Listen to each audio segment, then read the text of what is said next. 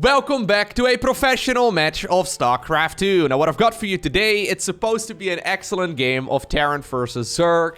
And once again, we find ourselves on Data C.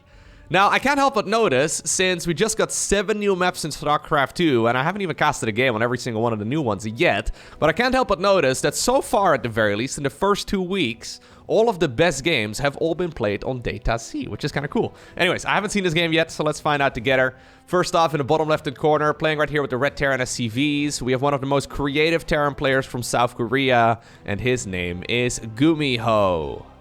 His opponent in the opposite corner with the red, well, that's not red logo, that's blue, with the blue Zerg drones. One of the very few StarCraft 2 millionaires. He's got over $1 million as far as tournament earnings go, which is very, very impressive. We're looking at Rogue's main hatchery. Alrighty, so Rogue versus GuMiho. Now, I heard that this game is really good, but in my mind, I'm immediately favoring Rogue. That's not me being mean to GuMiho, it's just that Rogue has been so consistently strong over the course of like the last decade that it's hard to really vote against him. I mean, he doesn't really seem to have any particular weakness other than maybe Hero right now. In case you haven't seen that game yet, I'll go ahead and post a link to it down below in the description of this video so you can go check it out after this match. But yeah, maybe in Protoss versus Zerg he's struggling a little bit, but Rogue's Terran versus Zerg has always been amazing. So Rogue is one of those guys who really doesn't care about playing fun games for us, the viewer. He's just here to win, right? So I remember several years ago when Rogue's, well, late game was considered to be the best in the world. He found out about this this Nidus Worm strategy, and even though he had the best late game on the planet, he was just using that strategy over and over and over again as an early game cheese. So Rogue is very much so a guy who will find the most abusive strategy and then play it over and over and over again, which in a way is also the fastest way to get it nerfed. So, you know, Rogue is not really here to play fun games for us. He's just trying to win. GuMiho, well, I'm sure he's also just trying to win, but he definitely does play some very, very fun games. Against someone of the caliber of Rogue, I almost feel like he has to, just because if he doesn't throw Rogue off in any way, I've got a feeling that Rogue is probably just going to be able to play the macro game and run away with the victory. There's not really one abusive playstyle that you can go for in TVZ right now. I mean, maybe there are on these new maps, right? Maybe there's like a Roach Push or something that's going to be very, very powerful. Maybe there is like a Nidus cheese. But I do feel like in a game like this, it's mostly up to GuMiho to, yeah, really dictate the pacing. All right, so standard triple hatch opener right now from Rogue. Nothing out of the ordinary. He's decided to pull 2 drones out of gas as well after mining 100 to go for the metabolic boost upgrade. That's the Zergling speed. It's going to allow him to defend against Hellions a little bit easier, and Hellions should be coming up right now with that factory added onto the reactor. Now, I don't really like this little wall off over here. Not entirely sure what this is all about. Maybe this is GuMiho still getting used to the new maps, but generally speaking, the service area you want to create on top of the ramp should be as small as possible. There's definitely a couple of roaches that could stand side by side over here to maximize damage. Either way, okay. I was just talking about it. Either way, we do have a little bit of shenanigans right here for GuMiho, who decided to go for a second starport. Now, we see double starport openers every once in a while in Terran versus Terran. Are we going to go double Banshee production? What exactly is the plan here? He went for... No, this is not Banshees, is it? No, there it is, Fusion Core. He's already gone for 4 gas geysers in total. And I do actually think that this is GuMiho playing the map, because these gases over here are quite far, in the back. So he's gonna go for double starport, double tech lab with a Fusion Core. This is a double Battlecruiser rush from Mr. GuMiho. Not really a strategy that we see very frequently. The ways in which Zerg players at this level can scout it is by checking the gases in the natural, right? So that Zergling over there gets denied. Beautifully done. There's no pillar over here for an Overlord to hide on either. Maybe there is, actually. I'm not entirely sure, but either way, Rogue doesn't have an Overlord spotting any of this location. He doesn't have an Overlord in the back either, so that's why the Viking was produced first. This is GuMiho denying any sort of scouting whatsoever, so those Battlecruisers, one has been started. I think the second one will be coming up as well. There it is. These are going to come out completely unexpected. What exactly is Rogue going for? Well, he's decided to go for a Spore Crawler in the back of the main base. This is in case of Liberators, which is nice and all. Spore Crawler is still going to be very, very helpful against Battlecruisers too. So the one over here in the third base is, well, in the middle of the mineral line. Fair enough. Is he going to go double upgrades first, or is he going to go... Yeah, he did go for double upgrades first. This could actually backfire really hard. If he doesn't go for a lair soon, he could be in a world of trouble. Okay, there's the lair finally coming up. So the ultimate counter that Zerg players have against Battlecruiser openers, it's of course the Corruptor, right? Now, in order to go for a Corruptor, you need a Spire. In order to go for a Spire, you need to go for a lair. And all of those things take quite a while to come out. So for the time being, it's just going to be Spore Crawlers and Queens. I'm assuming GuMiho is going to group the Battlecruisers up together. Because, I mean, at this point, you could split them up, but then the Spore Crawlers just gain additional strength. Okay, yeah, he's saving. Alright, where are we gonna go? We're going straight to the main base. Well, this is the first moment at which Rogue sees what's going on. Lair isn't done yet. Okay, actually, GuMiho is target firing down the Queens. So, yeah, he's gonna go for additional Battlecruisers. Battlecruiser 3 and 4 are coming up. At the same time, Zergling's going in for the counterattack. There's a couple of Hellions, though, hiding behind that wall off, too. So I think he should be okay. BCs, in the meantime, have made their way on over towards the third base. Lair is finally done. We really need to see a Spire, but Rogue is too busy trying to put out 17 fires all around his bases. Okay. Quite a bit of counterattack damage has been done, too. GuMiho obviously needs to deal damage with an opener like this, because, well, he's on 2 bases, and Zerg is on 3. Nice defense here so far, though, by Rogue, all things considered. Because he didn't know that this was going on at all. There's finally the Spire coming up, but Battlecruiser number 3 is going to be out very soon. Battlecruiser number 4 is not going to be too far behind either. Careful, though. Yamato gun is also available at this point for the BCs with the weapon refit research finishing up inside of that fusion core. Where are the next 2 Battlecruisers going to go? All right. Are they going to join the first ones? Nope, they're gonna... Well, actually, no, they are. Oh my god, he even dropped the mule over here. Careful. Oh my god, really? He dropped the mule to repair the Battlecruisers back up to full. Sadly for GuMiho right here, he did lose one of the Battlecruisers rather sloppily. Obviously, they don't have the best acceleration speeds, and they can be a little bit clunky. Please don't lose another one. Losing a Battlecruiser right there is actually really quite bad. You really want to keep them alive just because they're so expensive. 400 minerals, 300 gas. I keep repeating that every single time I see Battlecruisers, but seriously. So pricey. Now it's target firing. Please get out of there. Spore Crawlers do burrow rather quickly. Okay, he does keep these alive. Third command center at this point had landed as well on the other side of the map. 8 Corruptors are coming up. GuMiho must realize, too, that Corruptors are soon going to be available, and they're going to hunt down those low HP Battlecruisers very quickly. By the way, there's more Battlecruisers being made and more queued up as well. So we're going to go up to, well, what would have been 6 Battlecruisers within the first 8 minutes of a game of StarCraft 2. I haven't seen that in probably a year. Well, at the very least, not at this level. Mass Battlecruiser used to be quite common, but I haven't seen it in forever. Mostly because Zerg players get very good at defending against it. Now, what are the reasons, though, why the defense here is quite tricky? Is because of the fact that Rogue decided to go double upgrades first. If he would have gone straight into a lair, he would have gone for the conventional Baneling speed first sort of upgrade, right? He would have been able to add on the Spire quite a bit quicker. And I think it would have been in a much better spot against this Battlecruiser start. So it's a little bit of rock, paper, scissors. But so far, this game is going very well right here for GuMiho, who's now going to be able to gun down, yep, a couple of those Corruptors out of the sky as well. That's 4 Corruptors with just 4 abilities that are once more on cooldown. I kind of love it. Yeah, there's 4 more coming up right now for Rogue, who really needs more anti-air. Okay, here go the Hellions. There's quite a few Zerglings available too, though. Maybe a bit of an overextension here from Mr. GuMiho. Yeah, these Hellions achieve nothing. Definitely not worth it. Okay. So let's have a look. Income advantage over the course of the last 10 minutes. Now that the third base is landed, it's going to be quite a bit better here for GuMiho. Then again, that's also those mules obviously mining, and those are not going to be available 24/7. There's the double armory as a follow-up. I think attack upgrades for this many Battlecruisers would indeed be amazing. So I'm going to make the assumption, even though there's also an extra factory coming up, so That would be nice. Now, the reason why we don't normally see mass Battlecruiser is not because mass Battlecruiser isn't that strong, but because Zerg players can deal a lot of damage on the other side of the map with the Battlecruisers not being there, right? So Battlecruisers kind of need to be used as an harassment tool.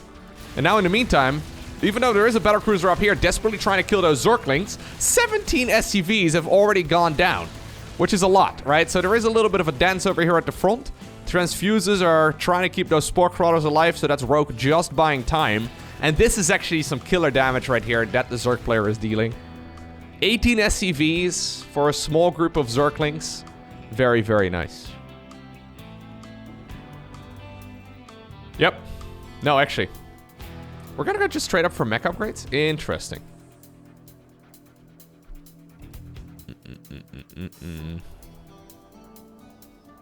Yeah, upgrading the Battlecruisers would be really nice.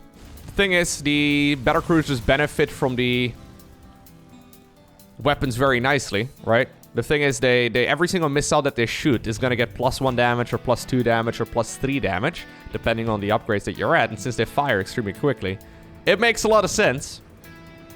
Either way, GuMiho, despite opening up with Battlecruisers, or maybe because he's opening up Battlecruisers, is finding himself with a very nice supply lead so far.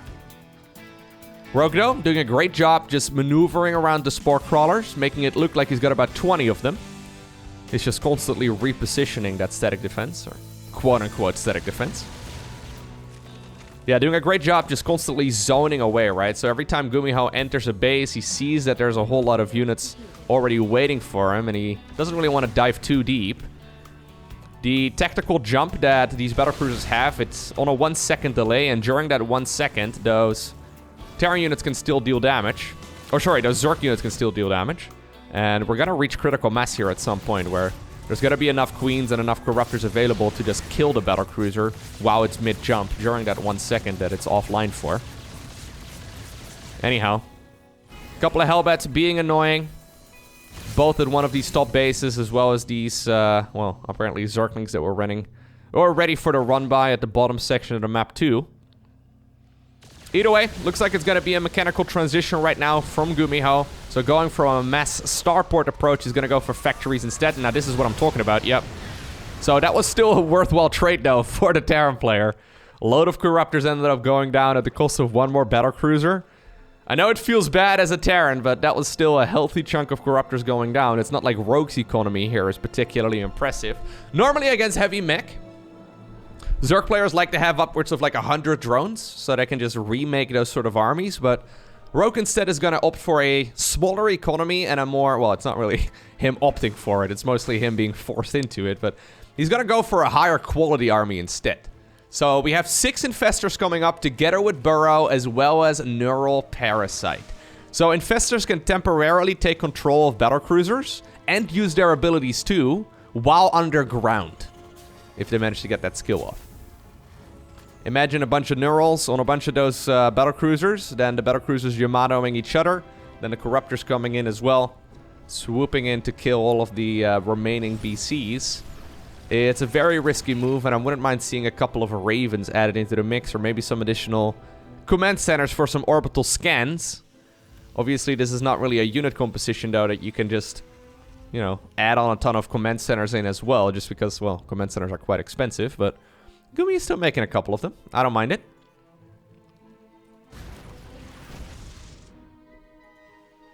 Alright, so, yeah, cost efficiency-wise, this game has been going excellent right here for GuMiho. And while normally it may be tricky to secure a 3rd and a 4th base, he's done so very nicely.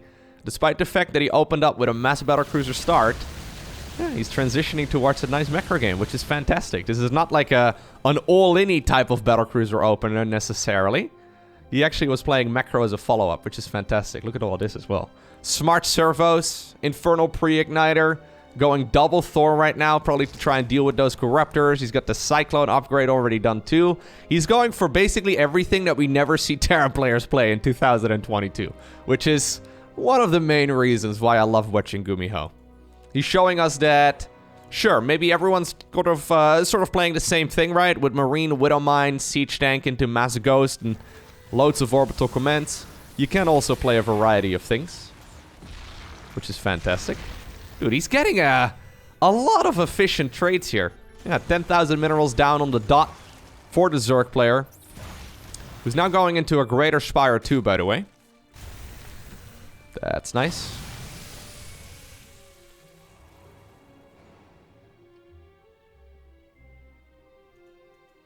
Okay. Siege tanks coming up. The Roach army and the Roach Bane force is getting quite big, so adding on some siege tanks is not a bad idea. Neural can also be used on siege tanks and Thors, though. Like, Neural Parasite is actually really good against this. I love the Raven, so the Raven is the detector. Obviously, the Infestors could try and come close. There's also a missile turret right over here for that same reason. Just to spot incoming cloak units from the Zerg. More starports. 2 more starports added into the mix. Okay, there's finally the Era text too, which I would have liked to see a little bit sooner. Watchtower here in favor of GuMiho. You can see this Zerg army coming in. Not a whole lot of vision here available right now for Rogue, who decides to get quite aggressive. Those Banelings really not that efficient whatsoever. Siege tanks, though, now under control of the Zerg. The same can be said right here for a bunch of those Battlecruisers. Aggressive tactical jump right there from GuMiho, who really wants to take down the Infestors. Infestors will indeed be taken care of. And what seemed like a pretty good start to an engagement right there for Rogue turned out to be a heavy advantage right now for GuMiho. That was a brilliant trade, barely losing anything. Wow, actually, yeah, barely losing anything. Not even a single Battlecruiser actually ended up going down. He does need to be careful, though, because obviously he just now used that tactical jump offensively. SCVs are pulled to the front as well to try and deal as much damage as possible by, I guess, repairing and buying more HP right here for these BCs. Like 17 additional Corruptors, though, were on the production tab right now, and without the tactical retreat available, GuMiho is taking a load of damage. Those Battlecruiser spells right now are on cooldown, and what was an amazing start right here for our Terran player is now a heavy overextension. He should have backed off after taking the lead in that engagement, he should have waited until those, 2 abilities were once again available. So now Corruptors are going to be able to roam the skies, and it's going to be very difficult for GuMiho to actually transition back to an air superiority. Caustic Spray right now is also going to take care of one of those command centers. The other one got cancelled. And what was amazing here for GuMiho up to about a minute ago is now turning out to be a bit of a disaster. The problem with Terran Mech is that it takes about 7 years to max out once again, right? At least that's what it feels like. He's got a good amount of economy, don't get me wrong. Zerg doesn't really have that much stuff either, but he does need some time. The question is Rogue going to be giving him any of that time as well? Well, if it's up to GuMiho, he's going to try and do some run-bys. I really like that idea. Even though it feels a little counterintuitive, you need the heavy hitters that cost gas. So just roaming the map with Hellions, trying to get some work in, trying to force the Zerg to stay home is really, really quite important. We did already see a Greater Spire, so Zerg could just use these leftover Corruptors to morph them into some Brute Lords. Not a bad idea. Okay, getting rid of some of those production cycles of the Terran player too, which is nicely done. New armory is coming up. Rogue actually only has 57 drones, though, which really isn't a whole lot. Yeah, so I think he's now decided to give the Terran player some more time to try and claw himself back into the economical game too, but I wonder if that's the right choice. 3 Battlecruisers once again coming up. 2 more factories added into the mix as well.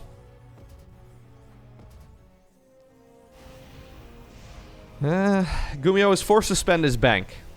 But eventually, I think he should be okay once again. So this is when those mules are kicking in right here at this base in the top left. Yep. That's quite a nice advantage. +3 coming up for the Corruptors and the Brute Lords. Maybe it's not time yet, though, to morph in the Corruptors into Brute Lords. I don't think it's a great idea. 15 are still available. 3 more Battlecruisers are coming up. +2 air weapons also researching here for GuMiho. So all he really needed to do after that first engagement, that first big engagement in the top left-hand corner, was just back off. Like, he probably wanted to go in for the kill on that base right over there, and maybe he could have done so with just the Cyclones and the Hellions. I think sending the Battlecruisers in that direction was a little bit much, but you know what? He's making 4 Battlecruisers at the near 20-minute mark all at once. He's now going for additional command centers, even placing them on location, which feels overly ambitious. But Rogue has never really gotten that good economy, right? Like, I feel like if this would have been a Serral or a Raynor playing or a Dark, they probably would have been at 90 drones at some point in this game. But Rogue has never really been there. So Rogue has got relatively low, income values here the entire game long. Couple of Brute Lords coming up. Needs to be careful, though. He's going a lot of... He's going for basically all of the Corruptors right now and morphing them into Brute Lords. The thing about Brute Lords is that they're amazing when it comes to dealing with, well, units on the ground. You know what they suck at? Air-to-air, because they can't fire air-to-air. There's maybe a huge misread right now from Rogue, not realizing that Terran's going for a ton of Battlecruisers once again. There's 7 Battlecruisers hiding in the natural. Not entirely sure how you can realistically hide these capital ships. Because I think, you know, in their real skill mod, they're like the size of the entire map. But I think he's going to reveal them very soon. Siege tank already going down. There's a massive anti-armor missile. GuMiho playing very conservatively, by the way. He just tries to make as big of an army as possible. Thors are also quite good, by the way, when it comes to dealing with those... Oh, you need to be careful. With those brutes. Are we just not gonna... Really? So there's a lot of aggression everywhere, but I can't believe that we're not actually moving the Battlecruisers yet. There's also a lot of Infestors available, though. Yeah, so 9 Infestors there in the back. More Infestors than Battlecruisers. 4 more Battlecruisers coming up. GuMiho is like, you know what I need? Another, like... 2,000 resources spent on units that will be done in 2 minutes from now. Okay, this is the moment though. Hold up, I'm actually gonna back up for a second. Of course, right as I look away, I'm gonna, yeah, a little bit further. Sorry. Right as I look away, that's apparently the point at which those Battlecruisers decide to commit. I was wondering how they managed to get into the battle so aggressively, but that's because GuMiho decided to use his tactical jump to just go into the battle. And honestly, I don't know if that's the right call. Gonna happen any second now. There we go. Alright, so he decides to jump into it. Right away, we have some fungal growths.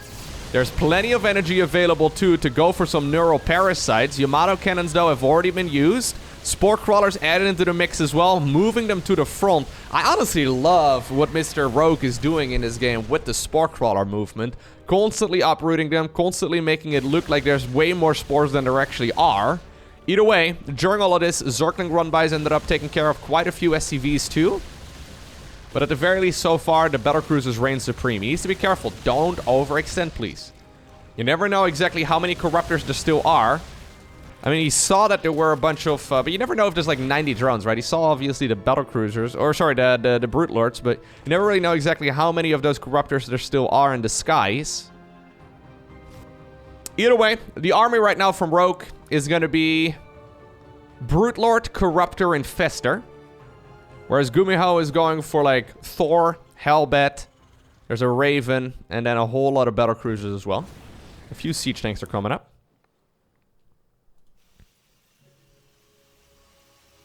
Okay, nice little bit of income once again. Yep, every time the mules land, the income goes heavily in favor of our Terran player.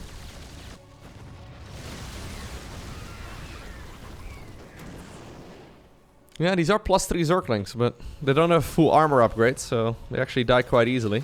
Once again, they found a location where apparently they can mine out some of those, or kill some of the SCVs that are mining out the mineral fields. This is starting to hurt. Yeah. 65, 66, 67 SCVs killed so far. A lot of the SCVs are also pulled constantly to the front to try and repair this army back up. So there's really not that much mining right here other than those mules. And now that the mules are, well, expired, I'm expecting this graph to flip in favor of the Zerg instead. Yep. Slow and steady may very well win the race right here for Rogue. Okay. A couple of roaches here.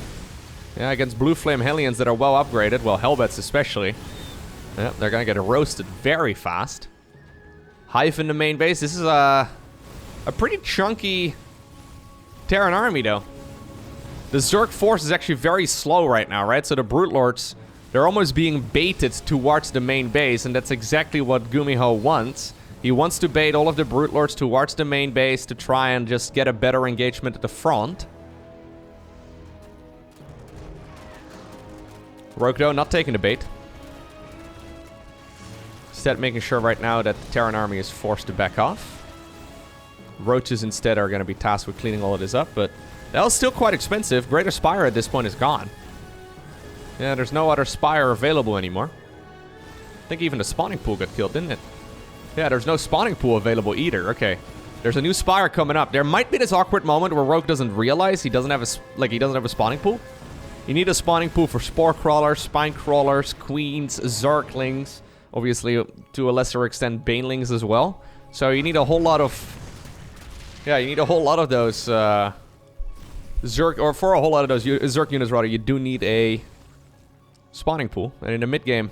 Okay, it can take quite a while before it's actually built. There goes the Battlecruiser fleet. 10 Battlecruisers and 8 of, what are they called? Ravens right now added into the mix. Ravens have a couple of different skills. Most notably over here, though, I think the anti-armor missile and the auto turrets. Anti-armor missile is going to make it so that Zerg units that are affected by it, or Terran units too, I guess, if you accidentally fire it on your own stuff, that they take more damage temporarily. Which is about as bad as it sounds. GuMiho taking a base up north. Rogue is running out of money, by the way. His main base is out, Natural is out, third base is out. There's still a little bit of mining over here on the bottom right. He's going to try and go for the base over here on the low ground too, but that's obviously where the Battlecruisers are going to be quite strong. I think I see more success right over here for the base up north. Well, especially if there's like a dozen, dozen Thors trying to get some work in. You can, by the way, use a fungal growth on Battlecruisers to prevent them from using their technical jump. So fungal growth prevents any of those movement abilities. So maybe rather than going for a neural right there, maybe a Rogue should have gone for a fungal instead. Alright. It looks like this game, though, it's gonna end in the same way that it started. And that's with mass Battlecruiser. He's soon gonna have 13 Battlecruisers, 8 Ravens, and 8 Thors. That is a very, very powerful army. There's 15 Brute Lords available, which is honestly a bit much. GuMiho trying to keep track of where those Infestors are.